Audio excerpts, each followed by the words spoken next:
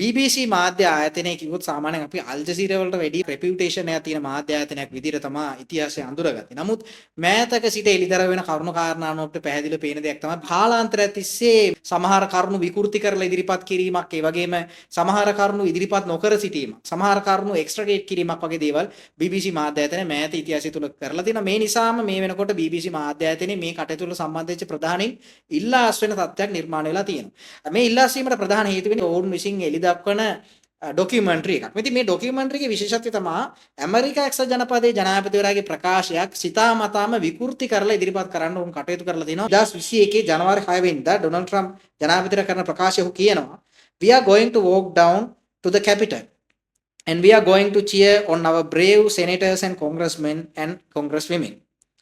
ඉතින් මේකෙදි ඔහු ඇත්තටම පැහැදිලිව කියන්නේ cheer කරනවා කියලා. නමුත් ඔහු මේ කතා කරලා විනාඩි 50කට පස්සේ තියෙන කොටසක් මේගොල්ලෝ මේකට එකතු කරනවා.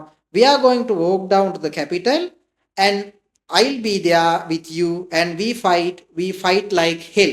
නමුත් මේ we fight like hell කියන කොටස ඇත්තටම විනාඩි 50කට කලින් තිබ්බ කොටසකින් තමයි වුන් එකතු කරලා දාලා දෙන්නේ. මේ කතාව කියන ප්‍රධාන හේතුව තමයි ඊශ්‍රායලය සහ හමාස් ත්‍රස්තවාදීන් අතර ඇතිවෙච්ච ගැටුමේ ප්‍රතිඵලයක් විදිහට අපි දැක්ක ප්‍රධානම ගැටලුව තමයි මාධ්‍ය ආයතන විසින් අසත්‍ය ප්‍රචාර අකණ්ඩව නිකුත් කරනවා. දැන් සාමාන්‍යයෙන් අල් ජසීරා වගේ මාධ්‍ය ආයතනයක් අපිට හිතා ගන්න පුළුවන්. මොකද ඔවුන්ට ප්‍රොපගැන්ඩා මාධ්‍ය ආයතනයක් විදිහට තමයි ඔවුන් දිගින් දිගටම කටයුතු කරන්නේ. ඔවුන් හමාස් ත්‍රස්තවාදීන් එක්ක එක්ව කටයුතු කරන අවස්ථා ගොඩක් වෙලාවට හෙළිදරව් වෙලා තියෙනවා මේ වෙනකොට. ඉතින් අල් ජසීරා එක බොහෝ දුරට හමාස් ත්‍රස්ත සංවිධානයේ මාධ්‍ය ප්‍රකාශකයන් විදිහට කටයුතු කරනවා. නමුත් BBC කියන්නේ ඊට වඩා වගකීම් සහගතව කටයුතු කරපු යුතු මාධ්‍ය ආයතනයක්. නමුත් ඔවුන් අවස්ථා ගණනාවකදී විශේෂයෙන්ම BBC Middle East ඊශ්‍රායලය සම්බන්ධයෙන් අසත්‍ය පුවත් එළි දක්වන්න විශාල කාර්යභාරයක් කරා. ඒ වගේම වුන් සෑම අවස්ථාවකදීම හමාස් ත්‍රස්තවාදීන්ව ටෙරරිස්ට් කියන යෙදුමෙන් හඳුන්වනව වෙනුවට මිලිටන්ට් විදියට හඳුන්වන්නට වග බලා ගත්තා. මේකත් ඊටාම බරපතල ගැටලුවක්. මොකද හමාස් ත්‍රස්ත සංවිධානය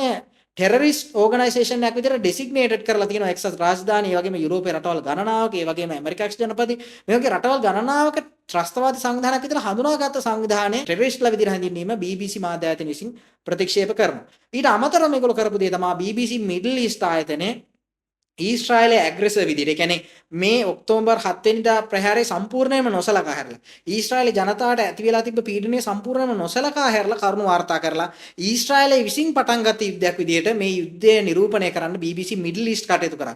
මේකේ බරපතල ප්‍රශ්නේ තමයි මේක BBC ඉංග්‍රීසි මාධ්‍ය ආයතනයේ පළ නොවුණත් BBC Middle East මේ වගේ පුවතක් අරාබි භාෂාවෙන් පළ කරාට පස්සේ වෙනත් පුද්ගලයෙක්ට මේක BBC විසින් කියන ලදි කියලා රෙෆරන්ස් එකක් විදිහට පාවිච්චි කරන්න පුළුවන්. එහෙම වුණාම අපිට බෑ disinformation misinformation විදිහට මේක අඳුර ගන්න. මොකද BBC මාධ්‍ය ආයතනය කියන්නේ reputation එකක් තියනවා යයි අපි හිතාගෙන හිටපු මාධ්‍ය ආයතනය නිසා.